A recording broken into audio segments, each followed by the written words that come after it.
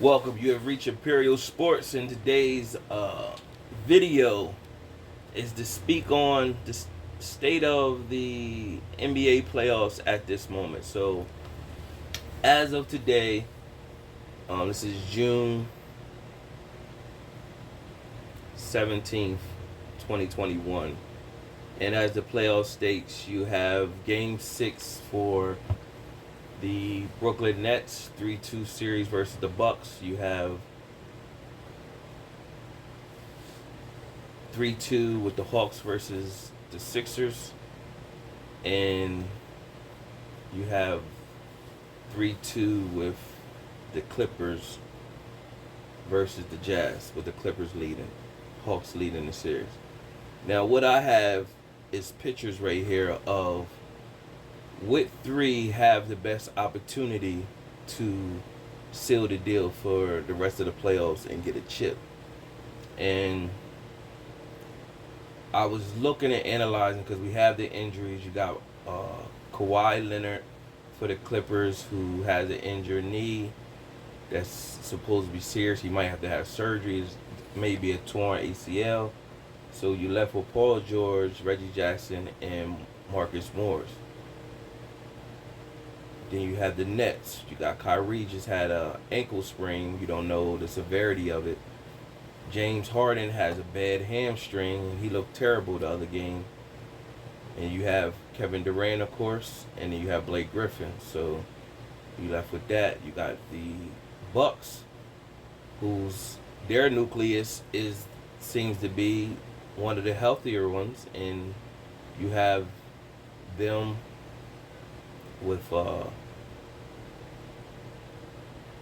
Drew Holiday, Giannis, and Middleton. But they're losing their series. They could get bumped tonight. And then you have, who else did I have on here? Oh, you have CP3 with the Phoenix, Devin Booker, and Ayton. And so right now, you saying, well, who got the best opportunity? So it's going to be interesting how this all plays out. And you got somebody like Paul George and the Clippers. Paul George has a chance to erase all his previous failures. And a lot of people like Paul George game. If people watch Paul George back when he was in Indiana, Paul George has something in him, you know? It's just that every time he seemed like he had something going on, he faced LeBron, and then, you know, he didn't have enough to overcome that. And then when he got with Kawhi, people thought if that same version of Paul George played with Kawhi, that would be enough to beat Bron. Well, that never came to see how that's going to pan out, because Paul George came up short in the playoffs. Now, this year, you're looking at him, and he's playing some of his best basketball in a long while. And, you know, he has his moments where he like, come on, Paul. But then he has his moments like last night where 37 and 16, man. 5 assists.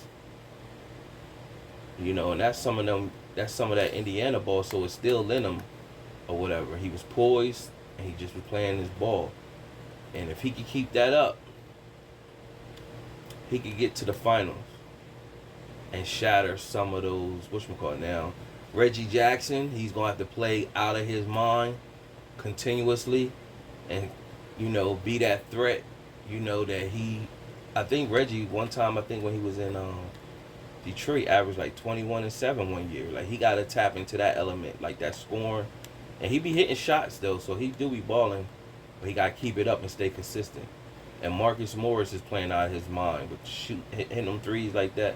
He just got to keep that up, that tough tenacity. He's an X factor right now. And then they could really end this in 6 in the Clippers tomorrow night on the 18th. They get in that. And then we'll see how they're going to look in the Western Conference Finals with Chris Paul. Now, that brings me to Chris Paul. Now, Chris Paul is currently in a COVID-19 protocol. They said he was vaccinated, but I think he got it, so I don't know how that's all working out. But he got them Phoenix boys believing. So even if the Clippers do make it, that is not going to be no easy task because right now Chris Paul is seizing the moment. He's thinking to himself at this latter part of his career, he has a real opportunity to snatch a championship. He can literally beat whoever in the Western Conference Finals. And with the health of the Nets, let's just say the Nets get through the Bucks. Depending who they play between Philly or the Hawks, the Nets still gonna struggle. If they have to play a healthy Phoenix team, they gonna have problems if you don't got a healthy Nets team. If Kyrie's not back and James Harden's not back, they gonna have a problem with that Phoenix squad. So Chris Paul has a tremendous opportunity to top off a great career, to snatch a championship, to validate everything. I mean, he a Hall of Famer regardless, but this is just one of those, like how Dirk snagged one that towards the end of his career. Dirk snagged the chip that year, seized the moment. So this is something Chris Paul could do. Let's go to the Nets. Kevin Durant, he showed everybody like he's, people that say that they never thought that he's been put in a place where he got to carry the team and do more. He showed up and did it. And tonight, he could put the icing on the cake and drop the Bucks off and move to the next round. Harden looked terrible with that leg, but he just out there for inspiration. But after a day of rest and kind of functioning how he needs to play on that leg, I think Harden is going to play a lot better in tonight's game. I think he's going to play a lot better. You also have the Sixers and the Hawks, and you don't see a picture of them on there because this is really like the battle of the threes. And even though Sixers have Embiid, Simmons, and Tobias playing like poop out there. Simmons is not with his upside that everybody has to him. He's not that. You keep wanting him to be like a Penny Hardaway type, 6'9", 6'10", handle the ball, bring your point, but he don't penetrate enough, and he don't shoot. So that's two flags. Every now and again, he plays some solid defense. He made, I think, 13 defense or something like that this year. He plays some solid defense, but it's not like, world changing or whatever. But he don't give you enough where you need him to put the pressure on the defense. Where even if he don't shoot, you wouldn't care so much if he just attacked the rim. He's big. Just attack the rim at all times, putting that pressure on the defense. Now he's starting to get, they know to foul him. He barely making his free throws. So that's a whole nother thing. So that's why I don't have their picture up there. And Embiid's playing hurt, but he's been balling. Seth Curry been balling out there. Tobias, well, what else can we say? I don't have the Hawks picture there because I don't really think they got three players. I mean, you can make up Collins, Trey, and Capella. It's really just Trey in my book. So, no disrespect to nobody, but that's just my take on the matter. And then it gives us to the Bucks, man. No, not that. I got one more. We'll go with the Bucks. Giannis, Holiday, and Middleton. Y'all got one of the healthiest nucleus.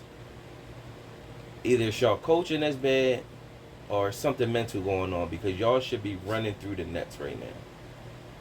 Y'all should be running through the Nets. Durant is a Hall of Fame skilled type player, but you guys should be able to focus and hone in. Giannis need to take the responsibility and stick Durant. And Holiday, this is your time to step up in that role, what they brought you there for, and make something happen. And Middleton got to keep, trying to keep the confidence to succeed. But this series really should be, especially when Kyrie went down, it should be 3-2 the other way. And Bucks did do good job by holding court, making it 2-2 after they was down 0-2. So, but y'all was supposed to get that 3-2. But you know, Durant was great, so you can't take away from him. It's just that the Bucks, Giannis, you know, if you was 2-time MVP, if you are what they think you are, you should be able to overcome situations like this, especially when you got the healthier squad. It's a different story if the Nets was completely healthy, and then you say, well, they just got too much firepower. You know, right now they don't. Then we left with the Jazz. That's same information I just said about the Bucks could go to the Jazz too. With Kawhi going down, y'all got that healthier squad. Even though people say, well, Mike Conley, he's been injured the whole series. Yeah, but I'm like, Mike Conley, man, whatever. He's always been injured. He was injured like that, and when he played with Memphis. So, what you expect? Nobody ain't shocked that he injured. He was injured like that with Memphis, you know, or whatever. So it is. We don't expect nothing, you know. It's just Spider. You gotta. This is why the Jazz had the #1 record in the West. I think they might have the #1 record in the league, but definitely in the West. But y'all wasn't look. Spider didn't get no MVP nods, and it was dusting everybody in the West. This why, because these is the moments where you gonna have to. You've been balling, but it's certain moments where you gotta be like, yo, Spider is that guy. He's unstoppable. You sometimes have to seize the moment and snatch the win. Oh, Kawhi went down. Oh, I'm taking this. But that's what Paul George did instead. So in that Bogdanovich, oh man, woo, whew, is he earning a lot of respect during these playoffs, man? And people who didn't see him play, see the playoffs shows who's who and fit whoever on display, man. But Bogdanovich, that joker, shoot, man, he'd be excellent. I don't know where his contract thing is, but if I'm the GM for the Golden State Warriors, I'm going after that guy, Bogdanovich, or Bill, and I'm offering Wiggins and Wiseman. I'm going after that guy. That guy would be perfect for what Golden State does. Perfect. He could get his own money. He could get his own shot. He'd be perfect with Clay, Steph, and all them. Perfect. He averaged 17 on a regular season, and in the playoffs, you need a knockdown shooter like that. Man, love. So, man, if I'm Golden State Warriors GM, I'm putting a call in. There's no way that Golden State think they could come back with folk banking on Clay's health. And I just had to put this in there because people probably wonder, well, why you bring Golden State in there or whatever. There's no way they bank on Klay Thompson's health and come back with the same team. You're going to get bumped again because teams have gotten better. And I'm just going to cap this video off with shout out to LaMelo Ball, winning the Rookie of the Year. Edwards probably disappointed because Ball did get injured for a little bit there, but Eric, he was the winning Rookie of the Year winner before he got injured, and he came back at the end. So, you know, people can't be too mad that he got the Rookie of the Year. Stan Van Gundy, he got fired as the coach. The young boys tuned him out. Zion and Ingram, they tuned him out. So everybody seen that coming after 1 year. Scott Brooks for the Washington Wizards, they couldn't get an agreement, so he's no longer there. Rick Carlisle for the Dallas Mavericks, he let Mark Cuban know that he doesn't want to return. I think he's just tired. He got his ring. He's just tired of it. Just want to chill. I think that's what it seems like. So there's some coaching opportunities out there. That's 3 coaching spots I just named right there. Oh yeah, you know, the Portland coach, he got let go too. So it's like 4 coaching spots. So should be some opportunities out there for some new people to come try to coach a team out there. Other than that, subscribe to the channel, share the video, comment what you think on my take on the state of the play NBA playoffs as of right now. Till next time.